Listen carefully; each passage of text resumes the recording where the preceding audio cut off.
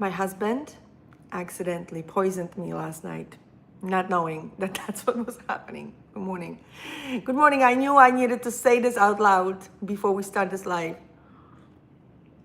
because I still am recovering from what happened. This was not his fault at all. This was something that have happened totally accidentally. We had no idea that thing like this exists. I asked my husband last night to get me some kombucha. I was in the mood for kombucha. I have my favorite brand, favorite flavor, which of course was not available in the store that he went to. Story time, right? He went to the store. He's looking for kombucha for me. They don't have my flavor. The only thing that is in my flavor, which is pomegranate and mango, which I like that combination of flavors, was in a different brand. So he got it for me, thinking, hey, why don't you try another brand? That way you're not gonna be stuck with one brand. He brings it home, tastes pretty much the same. We have a nice evening, and now I'm feeling a little woozy and I don't know what's going on. Turns out it was a hard kombucha. Did you know that even existed? A hard kombucha? You know, the hard kombucha is basically an alcohol. Oh my goodness. I had no idea I was drinking alcohol until I got up off my couch and I realized that I drank an entire bottle of that kombucha and that alcohol. Couldn't sleep all night. I haven't been drinking alcohol for a while now because alcohol actually affects my sleep. And this is something I am going to tell you closer today, how I made the decision not to drink alcohol. The alcohol is affecting my sleep a lot. It's affecting, of course, it's affecting everybody. Alcohol is basically a poison.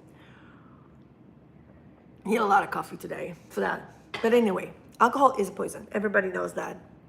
We still drink it because we still like it. We still like how we feel afterwards. We don't like the aftermath of it, but we do like the feeling of a little buzz, a little fun socially. So we drink alcohol. Plus, it's something that adults do, right? I like occasionally a glass of champagne, but I did notice that it does affect my life. It does affect specifically my sleep. And this is why I want to bring this closer to you. It is a decision-making as a grown adult person to know what is good, what is not good for you. It's not that easy though, because when you live in some sort of matrix, that's what I would call it, some sort of matrix that you have been told and you have been observing life around you, how grown-ups around you act, how people act around you. When you're growing up and you're like imagining yourself, when I grow up, this is what I'm gonna do, this is what I'm gonna be, this is what I'm finally going to be able to do. And we go there and we start all these habits, new habits of adult people, not thinking about the consequences of those habits. We just blindly follow them. And then we wake up one day and we realize it's not working for me. Something is off. Something in my life is off. And I don't know what it is. Turns out these are all the repercussions of all these decisions that adults are doing, and we are watching them growing up, and we are doing the same things they do because now we're adults, we can, age-wise, right? But we are not mature enough to realize what all these decisions mean, what kind of consequences they have. For example, if you drink alcohol, the consequence of it is that you have a poison in your bloodstream. You have to recover at least 1 or 2 days. They say that alcohol stays in your bloodstream for 70 days, okay? So there's a huge, huge consequence of it, and yet we don't think twice because we will be hangover the next day. 2 days later, next weekend, we go and we hang out with friends again with alcohol, thinking that this is fun, this is normal. Why would adult do it if it wasn't good for you, right? So that's one of those decisions. They realize that cigarettes are killing you, but at the time, in 50s and 60s, people smoke because that was something adults do, right? So there's a lot of things that adults do, and we repeat as we become adults, not thinking how this really affects my life. And unless you will put pause on yourself, pause, hold on, let me stand still and just observe what is happening in here? Am I living my fullest life? Am I living my dream? Am I pursuing my joy? Am I experiencing my joy today? And if you start watching closely what is affecting you, okay, you have a power to stop it. You have a power to tweak it. Sometimes it's just tiny shift that changes everything for you. Trajectory can split up on the long run, far away from the place that you were going. So those little micro decisions are adult decisions, but you cannot just blindly make them because someone said so. You need to observe yourself and you need to decide on your own. Sometimes it takes time. Most of the times it takes a lot of time because we are being so pre-programmed by the world that we live in, that we grew up in, that we don't believe that this could possibly be a consequence. Luckily, nowadays, we have access to information everywhere. We have access to Google, we have access to YouTube, we have access to AI, we have access to information in a fingertip. So it is your responsibility to educate yourself on things that do not work in your life, to find out what that is. Or you can go and sign up with a mentor and figure it out together. And figure it out together. I was going with this, yes, so the decision, right? One thing that I decided when I realized that my life is changing, my life is not efficient as it used to, I am not focused as much as I used to, I am not brave as I used to be, and I am way more afraid of making decisions. I started like slowing down. I was like, wait a minute, something changed here. Something is different, all right? So first of all, I changed because I aged, okay? Second of all, I changed because I changed my environment. Third of all, I changed because I was in a different relationship, not anxiety-based, but all calmness. So that calmness created more contrast to everything that was too strong. And I decided to reset a lot of things to zero so I can see what actually is affecting me. We do that with kids when they are little kids, like not even toddlers yet. When we introduce them to a solid food after having them have a formula or breast milk, we introduce them to solid food. We don't give them all the solid food that we are eating as grown-ups all at once. We give them one food at a time and we observe the kid. And we're paying attention to how this food is affecting the child. And we are adding peas, we're adding carrots, we're adding meat, we're adding eggs, tomatoes, anything that is allergy producing. So we are adding those foods little by little. We add, we observe. We add, we observe. But we start with the baby from the clean slate. That baby is moving from formula to solid food. That's exactly what we could do as grown-ups. We can go to zero and add little by little to see if this affects us. So that's what happened to me. And I started first. First thing that I decided to change was my sleep. I want to make sure that I have a full 8 hours of sleep. I had myself a watch. It controls my sleep. I check how slow is my heart rate, what's my body temperature, what is my breathing pattern, am I having a deep sleep, do I go all the way deep to my sleep, am I getting reach? All of this is measuring through my watch.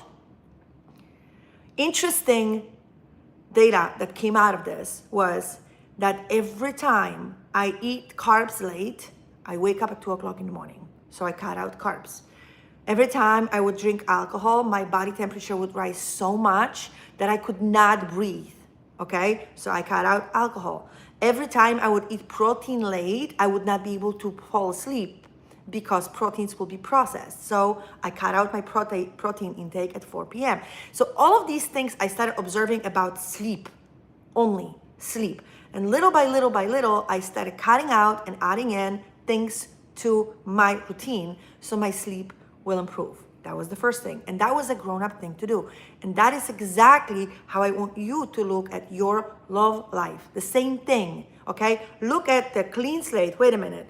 I am not going to do my patterns anymore. Let's see if I can either remove something or add something. Let's see if I can try trial and error. You can do it on your own. You can go and research your own things. You can go and find out what is it that's working, not working for you. You can actually do this process. I did, okay? The same way. Trial and error, took my time. So right now, I know that I have to wake up in the morning. First thing in the morning I have to do is have my microelements, warm water instead of coffee. Hit my sun. I have to have my vitamin D through my eyes because melatonin is produced that way. That way I can fall asleep quicker. So those two non-negotiable. I need to walk minimum 6,000 steps every day, minimum. So I have a walking pad and I walk on it. I need to sway on my trampoline for 5 minutes minimum so my lymphatic system is drained. All of this I do in the morning so I can sleep later. For the evening, I don't drink coffee past 10 a.m. Okay, I don't eat protein past 4 p.m. I don't eat carbs past noon because carbs affect me, and I don't drink alcohol. That's it. This is like my things that I do for sleep, and my sleep improved drastically. And when my sleep improved, my cognitive thinking improved, my perspective on life improved, my focus improved. All of that changed. That was the little thing that I did. Took me a very long time, took me almost 2 years to figure that out so I can have it my way. You can do that too. If your love life doesn't work the way you want to, that's exactly how I recommend you to do it. Add something, remove something, observe, wait, see if it's working. Yeah, you can do that too. You can do the same way I did it. Give yourself 2 years and figure it out. Absolutely. Also, you can call me and we can figure it out together because I can point out things that it's easy to change right away so you can improve them in your life today and we can have it quicker. But it's up to you. Either way, the bottom line is you need to figure out how to take responsibility for your quality of life. If in your life, your love life is struggling, you're always getting people who are wasting your time, you're meeting guys who are not serious about a relationship, who are using you, who make you feel confused, who make you feel unwanted, who make you feel like you are like something is wrong with you, or who make you believe that you intimidate them, woo, reset. Wait a minute. Let me take responsibility of me first. Let me see for me first if this is the truth, that what they are telling me, it actually is the truth. I will take responsibility of that. Let me make sure that I am the best version of me for me first. Let me make sure that I have the habits of the best version of me for me and for my life and for my journey. And then once you have that, do you know how easy it is to talk to guys who want to try to make you believe that you're intimidating? When you know for sure, certainly in your body, through the observation, knowing yourself, you know that this is not true, that this is literally on them. You know how easy it is to have that conversation, telling them, you think I'm intimidating? Something must be in you that you think I am intimidating. Something is triggered in you. I'm just your mirror. And if you feel I am intimidating to you, that means something is in you that's reflecting by me. So once you take responsibility of who you are as your best version of you, the conversations with opposite sex, with other people are like so easy. So easy, okay? Jim Rohn once said, if the why is deep enough, the how is the easiest thing to do. Meaning, if you know exactly why things happen to you the way they happened, okay? Once you know it, once you 100% sure know why things were happening to you the way it happened, you take responsibility for that, okay? Everything else, the how people will talk to you, how do you respond, how do you attract, it's just gonna be so natural, so easy, so obvious that you will be surprised, how did I not do this first? So forget about the band-aids, forget about tackling every single situation separately. Let's get inside. Let's get your own decision first. Observe your habit, but become the best version that you are meant to be. The best version. because only that version can have a partner who will complement that version, enhance it, and you can enhance each other's path and road through life. That's it. So I'm going to create some content for you today. I'm going to finish my coffee. I'm going to recover the alcohol poisoning from last night, accidental. If you want to watch it again to understand what I just said, please do. If you want to talk to me, DM me. There's so much we can do. This starts with you. The responsibility of the quality of your life starts with you, nobody else. So come tomorrow. We'll talk about this a little bit more. I love hanging out with you. Bye, bestie.